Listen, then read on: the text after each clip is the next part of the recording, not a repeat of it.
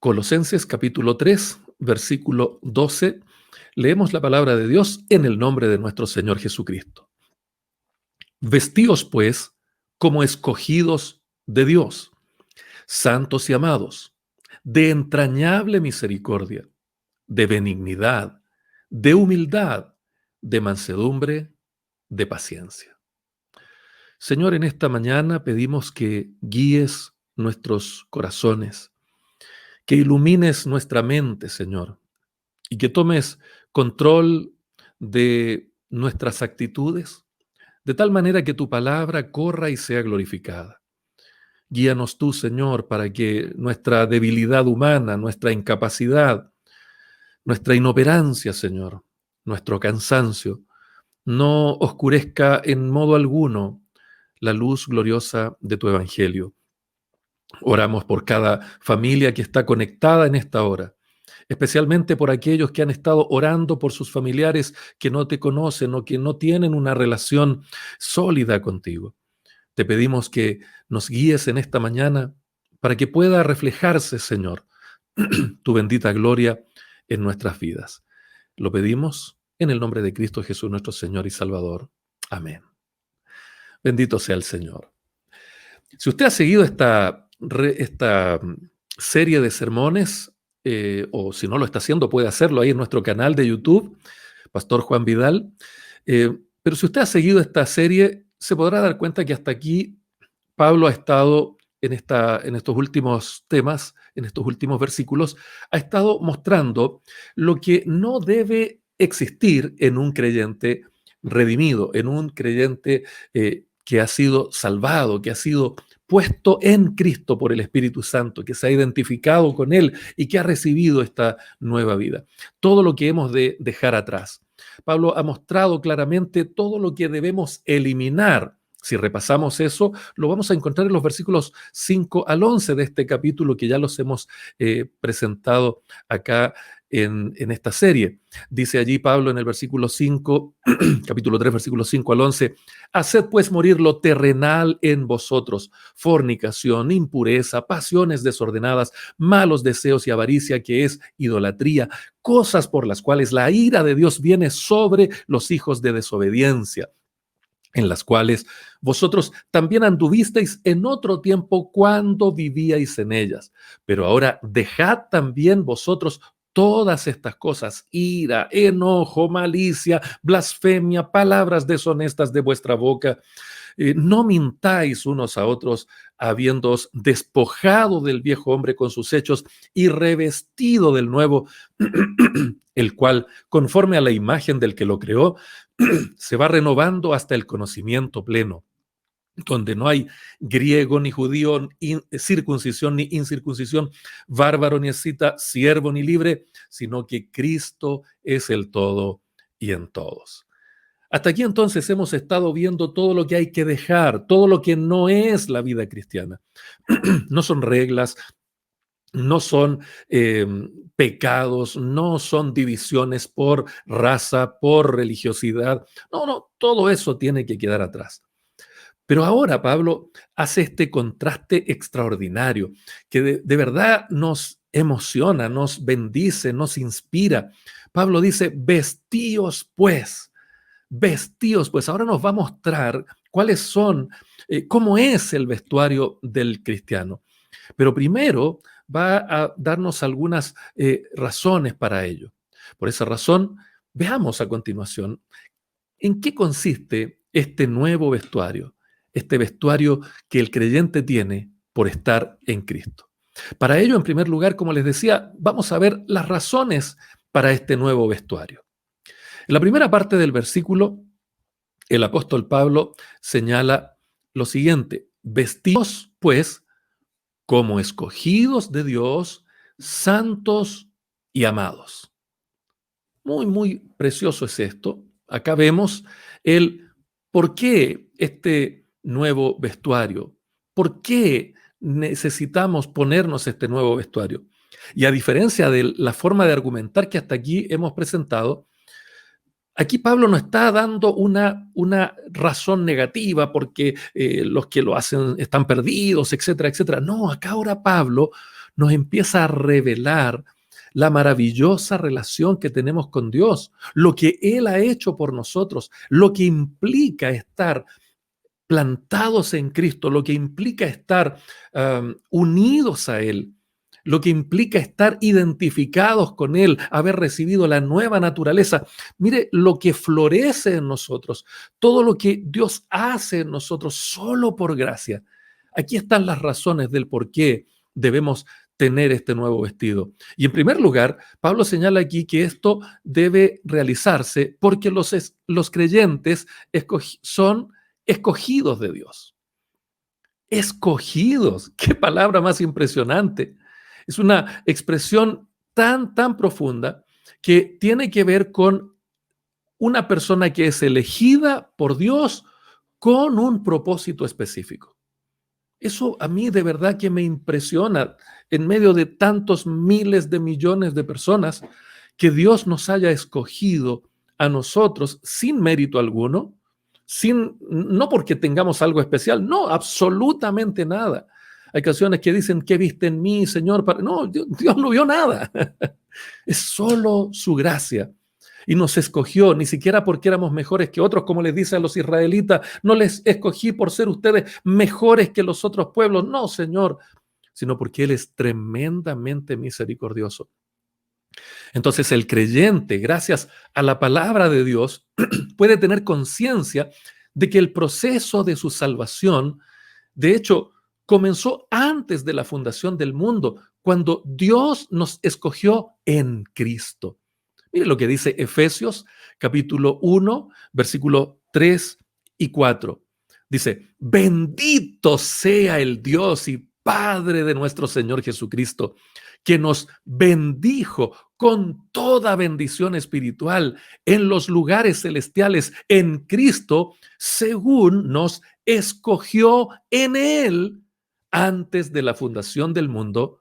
Y aquí viene el propósito, para que fuésemos santos y sin mancha delante de Él. Sí, no sé si le produce esto la misma emoción, el mismo gozo, la misma alegría que me produce a mí. Note usted, el proceso de elección ocurre antes de que siquiera el mundo fuese fundado.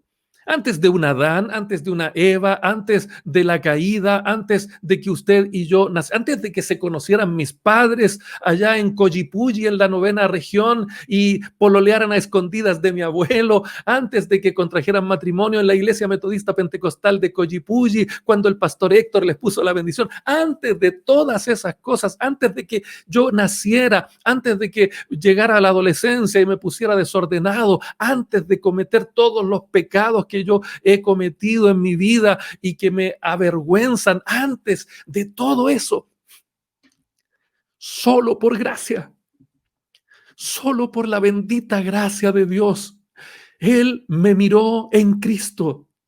El Padre me miró en Cristo y a usted también, si es un hijo de Dios. No son algún tipo de gracia, cualidad, capacidad humana que haya visto en nosotros. El Padre, para elegirnos, miró a su Hijo, nos escogió en su Hijo. Y esta elección, esta acción de escogernos, nos llenó de bendiciones. Dice, bendito sea el Dios y Padre de nuestro Señor Jesucristo, que nos bendijo con toda bendición espiritual en los lugares celestiales en Cristo. Toda bendición espiritual, vale decir que cuando somos escogidos por el Señor solo por gracia, en virtud de los méritos de Cristo y no de nosotros, nos hacemos acreedores sin merecerlo a todas las bendiciones que Dios ha dispuesto para usted, para mí, para todos los redimidos, solo por gracia. Qué arrogantes seríamos si usáramos nuestra condición de escogidos como para elaborar algún tipo de jactancia o sentirnos superiores a otros. Sería la cosa más absurda del mundo, porque hemos sido escogidos solo por la gracia de Dios, porque Él nos miró en Cristo. Santo es el nombre del Señor. Y esa elección tiene un propósito definido para que fuésemos santos y sin mancha delante de Él. La capacitación extraordinaria que viene con la elección, la capacitación extraordinaria que se produce con la salvación del creyente, debe verificarse, debe evidenciarse en el creyente en la santidad que ya vamos a ver. Porque la segunda razón por la cual debemos vestirnos con el nuevo vestuario es precisamente lo que Pablo describe a continuación: vestidos pues como escogidos de Dios, y luego dice santos. Esa segunda razón de por qué debemos vestirnos como creyentes, como escogidos de Dios, es porque somos santos ante el Señor. Y nuevamente esta palabra santos, que en griego es un adjetivo que indica las características de pureza ritual o moral, dependiendo del contexto, de un escogido, van a definir entonces que santidad significa separación. Es decir, la razón por la cual Dios escoge en Cristo a los salvos, a los redimidos, es para que sean santos, es decir, para que estén apartados, para que sean diferentes, para que sean distintos, para que tengan una vida completamente diferente de la vida pasada, de la vida de otras personas que están sin Él. Él nos ha escogido para que seamos apartados para Él, para que tengamos nuestro enfoque centrado en Dios, para que nuestra vida refleje el amor del Señor, anunciando el Evangelio a todas las personas del mundo. Y el mejor y más poderoso de los argumentos no es todo lo que Él hizo por nosotros, sino que en tercer lugar, Pablo dice: vestidos pues como escogido de Dios, santos y amados. Esto realmente escapa a cualquier posibilidad de comprensión, escapa a cualquier posibilidad de lograr dimensionar lo que Dios ha hecho en nosotros. El hecho de que seamos amados por Dios es, sin duda alguna, una razón más que poderosa para hacer todos los cambios que sean necesarios en nuestra vida. Esta palabra amados en el griego se refiere a ser amado con una gran atención y afecto. No un afecto de los sentimientos, de la sexualidad, sino un afecto profundo, comprendido dentro de lo que es el carácter moral de Dios, especialmente caracterizado por la pérdida voluntaria de privilegios para el beneficio de otra persona. Este amor ágape que ya hemos explicado tantas veces, que solamente se expresa en el contexto de los cristianos por estar unidos a Cristo. Y ahí está la clave. ¿Cómo es que logramos ser amados por Dios? Cuando el Señor aborrece el pecado, el Señor aborrece la mentira, el Señor aborrece el cohecho, todas las prácticas pecaminosas que nos caracterizaban cuando estábamos sin Cristo, y algunas de ellas que todavía nos cuesta vencer. ¿Cómo es que Dios nos puede amar? Bueno, aquí es donde entendemos la obra extraordinaria del Señor Jesucristo, porque esta posición de bendición se alcanza, como todas las anteriores bendiciones, por el hecho de estar en Cristo. Por una razón muy sencilla.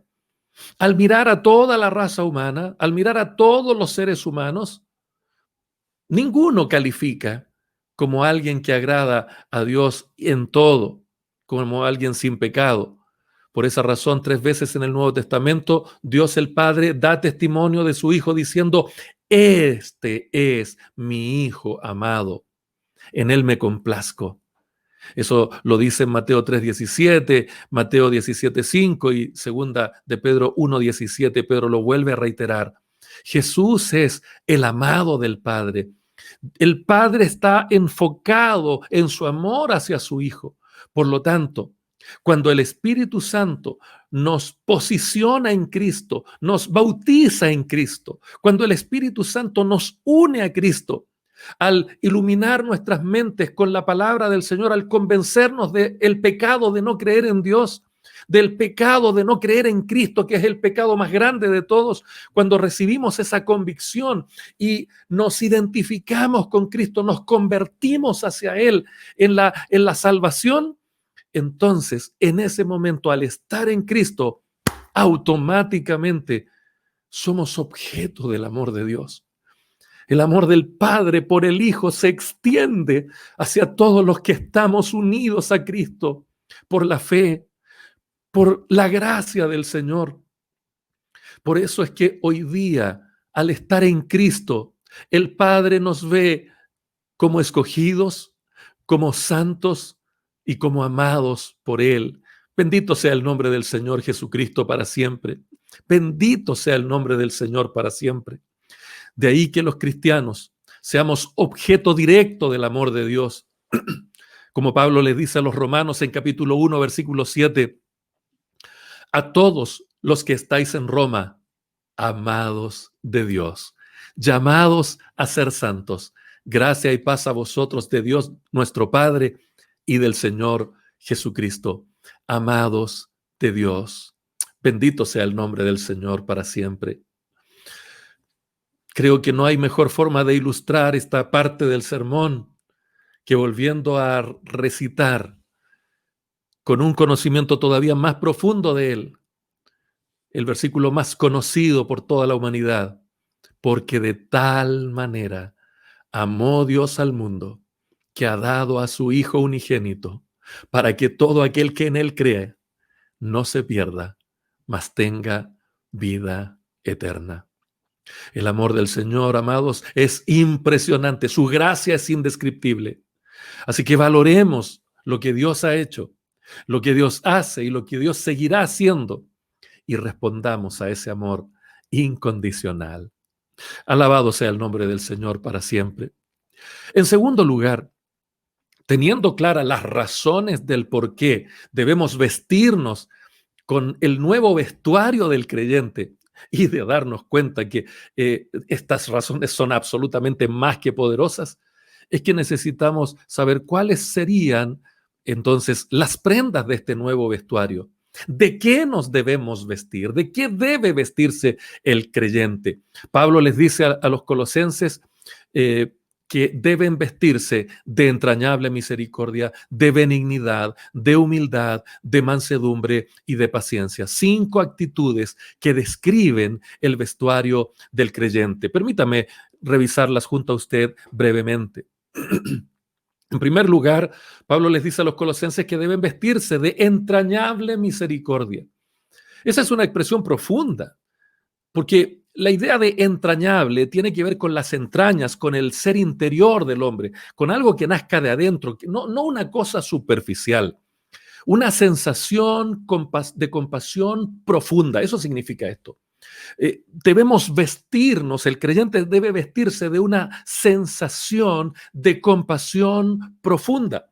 La nueva traducción viviente me parece que es la que traduce esto como de una tierna compasión. Básicamente, como el amor de Cristo. Mire, Juan 13:1 dice, antes de la fiesta de la Pascua, sabiendo Jesús que su hora había llegado para que pasase de este mundo al Padre, como había amado a los suyos que estaban en el mundo, los amó hasta el fin. Esa tierna compasión, ese amor misericordioso, ese amor entrañable, esa compasión entrañable, que es cuando uno mira a alguien y algo pasa en el interior, algo se produce en el interior, algo que nos mueve. No son emociones superficiales, son emociones profundas, es una sensación profunda que hace a aquella persona objeto de nuestra compasión, objeto de nuestra consideración, para producir en esa persona algo que sea permanente en el tiempo. No es ir a darle una moneda a un mendigo y olvidarse después de él. Es una conexión profunda, como lo hace el Señor Jesucristo ahí en Juan 13:1. Dice ahí el texto que el amor de Él generó que los amara hasta el fin, los miró, los vio, los había amado a los suyos que estaban en el mundo, los amó hasta el fin. Esa idea de compasión, esa idea es la que debe ser la primera prenda que nosotros tenemos. Nos deben conocer por ser personas entrañablemente compasivas. Personas que no se quedan solo en la emotividad del momento, sino que hacemos planes, propósitos, compromisos para amar permanentemente. Fíjese que acá a Jesús ni siquiera el hecho de que estaba por morir afectó su compasión. Nosotros tendemos a tener estándares, tener niveles. Yo puedo amar, pero hasta un cierto punto. Más allá de eso no corresponde. El vestuario de un creyente genuino le hace amar compasivamente de forma continua, de forma permanente, sin siquiera considerar las cosas que al creyente le afectan. Él está enfocado en compadecerse, en tener compasión profunda por otras personas. En segundo lugar, Pablo les dice a los colosenses que deben vestirse de benignidad. Esa palabra benignidad en el texto es un sustantivo que define la cualidad de ser afable, de ser una persona considerada, una persona, nosotros usamos la expresión muy humana, una persona comprensiva, una persona amable, afable y amable, de buen trato, que tiene una forma de conducirse frente a otros amable. No una persona desconsiderada, no una persona poco comprensiva, no una persona tajante, cortante. Por el contrario, benignidad es lo opuesto a la malicia, es lo opuesto a la maldad del corazón, de este corazón no regenerado. Una persona benigna la podemos reconocer porque la benignidad tiene directa relación con lo que es justo y recto. Una persona benigna no es una persona así como tontita. Una persona benigna es una persona que hace el bien, que tiene consideración, que trata bien a los demás, que es tolerante en varios sentidos, pero que no deja de lado la rectitud, la justicia. Es una persona que va a hacer lo que es justo, que va a hacer lo que es correcto, pero lo va a hacer de una manera amable. Obviamente, la benignidad encuentra su máxima expresión en Dios mismo, porque hemos visto ya que uno de los atributos más extraordinarios de Dios es que Él es bueno, Él es bondadoso. Él hace todo bien, es justo, es amable, es compasivo, pero no hace nada indebido. Ahora, si hay creyentes en los cuales la benignidad debe ser una característica indiscutible, ineludible, una característica puntual, es en aquellos que somos llamados a un servicio hacia los demás. Mire lo que dice 2 Timoteo capítulo 2, versículos 24 al 26. Porque el siervo del Señor no debe ser contencioso, sino amable con todos, apto para enseñar, sufrido, que con mansedumbre corrija a los que se oponen, por si quizás Dios le conceda que se arrepientan para conocer la verdad y escapen del lazo del diablo en que están cautivos a voluntad de él. ¿Nota usted? Un siervo del Señor, un ministro del Señor, un predicador, un evangelista, un pastor, un maestro, un obispo, un diácono, los que tenemos honrosa misión, la honrosa tarea de atender a las personas, de servirles, de ministrarles, de dirigirlas en muchos casos, de contenerlas. La benignidad debe ser una característica fundamental. No debiera sorprenderse la gente cuando encuentra un pastor que es amable. No debiera sorprenderse la hermandad de que su pastor sea comprensivo, que sea compasivo, que sea humano, que sea considerado. Que cuando se levantan personas y se oponen, que aún en esos casos sea apto para enseñar, no sea contencioso, sino que mantenga la amabilidad. No debiera sorprenderles esto a los hermanos. Lo raro, lo malo, lo incorrecto es cuando encontramos ministros altamente agresivos, altamente iracundos, altamente desconsiderados, con un lenguaje horrible, un trato vejatorio, que más que ministros del Señor parecen tiranos, parecen dictadores, vociferando cosas descomedidamente. Eso es lo incorrecto. Pero en el concepto de Dios, en lo que a Dios se refiere, un ministro del Señor, todos debemos ser benignos, pero especialmente los ministros del Señor, debiéramos caracterizarnos no por nuestras corbatas o por nuestros trajes o por la marca de nuestros vehículos, sino por ser benignos como el Señor es benigno. En tercer lugar, el apóstol Pablo les dice a los colosenses que el vestuario del cual debían vestirse estaba caracterizado por la humildad. Esta palabra se refiere a una disposición de valorarse o evaluarse uno mismo apropiadamente, especialmente teniendo en cuenta la naturaleza pecaminosa o la condición de criaturas que tenemos. Una persona humilde no es una persona que anda considerándose superior a los demás. No es una persona que anda buscando de qué manera sobresalir para mostrar que es mejor que el otro.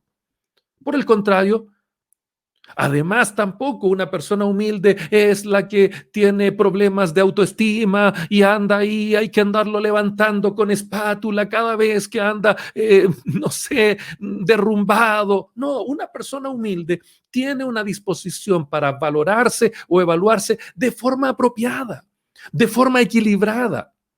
Siempre teniendo en cuenta que somos pecadores y que somos simples criaturas. Tenemos el tesoro de Dios, pero nosotros somos vasos de barro en comparación con la gloria del Señor. Esta palabra humilde proviene de otra que indica aquello que es bajo y no se levanta mucho de la tierra. Una persona humilde mantiene una posición de humildad, una posición cercana, como decimos nosotros, tiene un cable a tierra, hay algo que le hace estar ahí pisando tierra firme, sabiendo lo que es, quién es en Cristo. Y qué mejor ejemplo que nuestro propio Señor Jesucristo, el cual siendo Dios, tomó forma de siervo, manifestó su humildad en una manera absolutamente modeladora para nosotros. Que nuestros premios, que nuestros estudios, que nuestros recursos, que nuestros éxitos no nos hagan inflarnos como un globo aerostático para estar andando por encima de los demás, luciendo brillantes colores para que todos nos aplaudan y nos valoren. Seamos como Cristo. Mantengámonos en una posición de servicio humilde. En cuarto lugar, Pablo les dice a los colosenses y a través de ellos también a nosotros que el vestuario de un creyente debe ser la mansedumbre. Esta palabra es muy especial también. Se refiere a la disposición de espíritu con la que el creyente acepta sin reservas el trato y propósito de Dios para su vida. Déjeme repetir esto porque mansedumbre a veces la gente lo entiende mal. Es la disposición de espíritu con la que el creyente acepta sin reservas el trato y propósito de Dios para su vida, sin discutirlos, sin resistirlo. No cabe duda que la mansedumbre está ligada a la humildad, porque para recibir, para aceptar sin cuestionamiento, sin oposición, el trato de Dios, hay que saber ubicarse en su lugar. Cuando el Señor habla, el siervo calla. Cuando el Señor ordena, el siervo obedece. Cuando un hijo de Dios, un ministro del Señor o cualquier hermano o hermana recibe una orden del Señor y no la obedece, está no está siendo humilde, está siendo arrogante, está poniéndose en una posición que no le corresponde. No está siendo ni humilde ni manso. Pero cuando Dios ordena, cuando Dios da una instrucción, cuando Dios define lo que debemos ser y lo que debemos hacer, la actitud correcta de un redimido, de un elegido, de un amado por el Señor, de un santo, es ser manso y aceptar sin restricciones lo que Dios ha ordenado. No cabe duda alguna de que esta actitud de mansedumbre está ligada no solo a la humildad, sino que refleja perfectamente el carácter del Señor Jesucristo. Él dice lo siguiente: llevad mi yugo sobre vosotros, porque mi yugo es fácil y ligera mi carga. Él les dice: aprendan de mí, que soy manso y humilde de corazón. De verdad, no estaba fingiendo humildad ni mansedumbre. Esa mansedumbre de Cristo la vemos claramente desarrollada en el huerto de Getsemaní, cuando el propósito del Padre era un propósito duro, difícil. Tenía que ir a la cruz. La humanidad de Jesús en su máxima expresión está allí haciendo sentir lo que está experimentando internamente, porque no fue nada fácil. Estaba en condición humana, se había hecho siervo hasta la muerte, y la muerte de cruz, una muerte ignominiosa. El Rey del universo, el Señor de gloria, iba a morir como un miserable malhechor en una cruz que adicionalmente le convertía en un maldito. Y allí, ante el Padre en oración, cuando todos sus colaboradores se quedaron dormidos, fueron incapaces de estar con él en el momento más dramático de su existencia terrenal, Jesús muestra mansedumbre. Siendo el Rey, ora al Padre y dice: si hubiese alguna otra posibilidad, pero no se haga mi voluntad, sino la tuya. Eso es mansedumbre. Resistirnos a Dios, resistirnos a su palabra, resistirnos a sus tratos, resistirnos a sus planes, a sus propósitos, eso no es mansedumbre. Resistirnos a las decisiones que Dios ha tomado, va a tomar o está tomando, eso no es ser manso. Ser mansos es tener la disposición sin reservas de aceptar lo que Dios ha establecido para usted y para mí. Y finalmente, el traje del creyente, el traje de los escogidos, debe estar caracterizado por la paciencia, dice Pablo ahí a los colosenses. Y la paciencia es un sustantivo que describe la resistencia paciente al dolor o a la infelicidad. Resistencia paciente al dolor o a la infelicidad. Por eso en este pasaje, en este contexto, la palabra paciencia más bien equivale a tolerancia. Literalmente es decir alguien que tiene un ánimo ancho. La paciencia es el distintivo de Dios, y un término equivalente a paciencia en otros contextos es la palabra longanimidad, que se refiere a un corazón grande, a un ánimo ancho, en virtud de quien está unido a Cristo. Solo podemos tener este nivel de paciencia, de tolerancia al dolor, de tolerancia a la infelicidad, de tolerancia a situaciones que son vejámenes, dolores, situaciones, enfermedades, etcétera, situaciones dramáticas. Podemos sobrellevarlas cuando desarrollamos esta virtud gloriosa de la paciencia. Y obviamente, nuevamente, para estas 5 cualidades, 5 descripciones que caracterizan al verdadero Hijo de Dios, no existe una mejor ilustración que Cristo. Él es nuestro mayor modelo.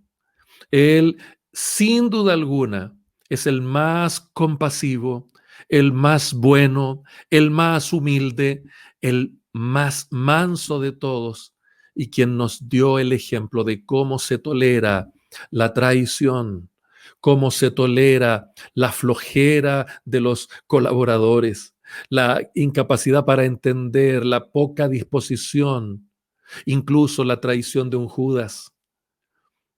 Él es el más paciente al tolerar la injusta, el injusto castigo que estaba recibiendo sobre sus manos, sobre sus hombros, por amor a nosotros, por amor al Padre. Bendito sea el Señor. Miremonos hoy día en el espejo de la palabra.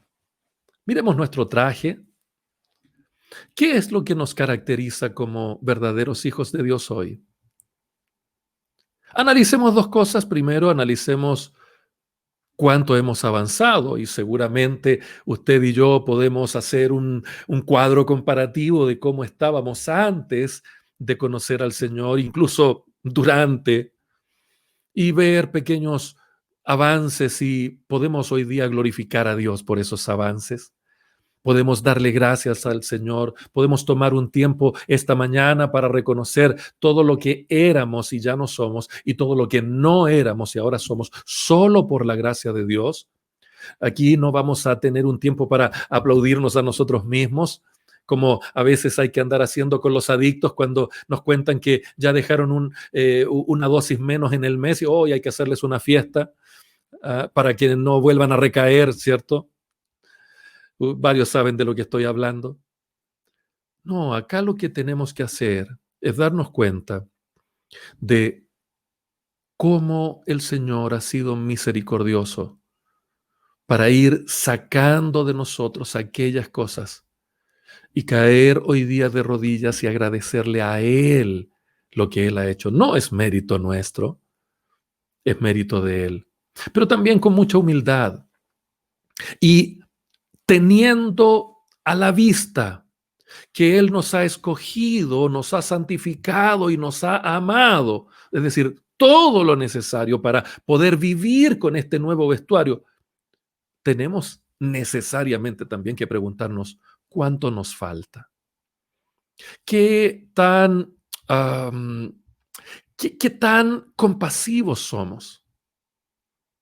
¿De verdad somos entrañablemente compasivos cuando tenemos personas perdidas aún en nuestra propia familia y somos incapaces de predicarles la palabra del Señor? ¿Somos de verdad compasivos cuando tenemos tantas ocasiones y oportunidades hoy día de mirar la condición perdida de este mundo? ¿Cuántas veces nos resulta más fácil criticar a una persona porque tiene una condición sexual absolutamente contraria a la palabra del Señor? Qué fácil es criticar, juzgar y hacer hasta descripciones muy desafortunadas sobre esas personas, ganándonos la enemistad innecesaria de tantas otras personas en vez de ser compasivos, en vez de ser profundamente compasivos y tomar acciones concretas para que esa persona conozca al Señor. ¿Cuánto nos falta para desarrollar una actitud benigna? No ser maliciosos en el corazón, sino amables. Tanto cuesta saludar, tanto cuesta decir gracias, tanto cuesta bajar los niveles cuando estamos alterados. Tan difícil es ser amables y considerados, sobre todo en este tiempo de pandemia, cuando parece que la casa se hace más chica, parece que las tensiones son más grandes. Todo, tanto nos cuesta, tan pesado es estar 6 meses pasando más tiempo con las personas que supuestamente amamos más. Tanto cuesta tener un trato cordial hacia la esposa, hacia los hijos, cuanto más hacia los hermanos y hermanas en el Señor. Tanto cuesta ser humildes, tanto cuesta mantenernos en una posición correcta. Tan obsesionados estamos por reconocimiento, tan obsesionados estamos porque nos reconozcan, nos valoren, nos anden diciendo cosas lindas, que andamos mendigando un like. ¿Cuánto nos cuesta ser mansos y aceptar el trato de Dios para nuestras vidas. A ti te hablo en esta mañana, a ti que el Señor te ha hecho promesas, a ti que el Señor te ha formado, te ha preparado, te ha sacado de muerte a vida, tú que eres un cristiano, tú que entiendes que tu vida ya no es tuya, le pertenece al Señor. Tanto te cuesta someterte a lo que el Señor quiere para ti cuando sabes que es lo mejor. Tanto te cuesta dar el paso. Vas a seguir una y otra vez rehuyendo al Señor, presentando excusas baratas y piojosas que ni tú mismo te las crees, para dar el paso y creerle al Señor y comenzar a hacer exactamente aquello que el Señor te ha ordenado hacer hace tanto tiempo. Seamos mansos, desarrollemos la mansedumbre. No necesitamos sentir, no esperes que venga un ángel del cielo y haga descender un manto y te diga, deja de ser un arrogante. Me habló un ángel, ahora lo voy a hacer. Cuando la palabra del Señor, que está por sobre los ángeles, te lo dice allí, tanto como me lo dice a mí. Finalmente, seamos pacientes. Sí, no podemos desconocer que ha habido dolor, que ha habido tristeza, que ha habido sufrimiento, pero en Cristo podemos salir adelante. No eres el único que ha llorado en este tiempo. No eres el único que ha tenido malas noticias. No eres el único que te ha caído una sobre otra y sobre otra. No eres el único que ha tenido que multiplicar los esfuerzos para llevar el pan a la casa. No eres el único que ha recibido malas noticias. Habemos otros que también estamos en la misma situación. Miremos a Cristo en este tiempo de desgracia. No pongamos la mirada en las decisiones del Congreso, ni en las habilidades de uno u otro bando que se disputan el poder como en un juego de ajedrez. Miremos a una autoridad mayor, más grande. Miremos al Señor de la gloria, que tiene todo bajo control. Que esta mañana podamos proclamar las virtudes de aquel que nos llamó a ser un reflejo de su gloria. Para concluir, déjeme decirle que la santidad no consiste solamente en no hacer ciertas cosas, como dijimos al comienzo. La santidad también consiste en cultivar una serie de virtudes. Si la vida cristiana fuera solo cuestión de prohibiciones, mandamientos negativos, no hagas esto, no hagas aquello, acabaríamos siendo unos antipáticos legalistas, comparándonos los unos con los otros. Algunos, de hecho, que se dicen cristianos, viven en este legalismo absurdo y fratricida, diría yo, porque termina destruyendo la iglesia, dividiéndola. No obstante, cuando empiezan a conocer el amor y la compasión del Señor, cuando empezamos a ver en la palabra lo que el Padre ha hecho por nosotros, cómo nos escogió en Cristo, sin duda alguna vemos que la nueva vida en Cristo es algo extraordinario, es algo excepcional. Renunciar a las viejas ropas carnales solo tiene sentido como paso previo a lo que es todavía más importante, que es vestirnos de la nueva indumentaria de Cristo. Adoremos al Señor en esta mañana por lo que Él ha hecho, por lo que está haciendo y por lo que seguirá haciendo en nuestras vidas. Oremos al Señor.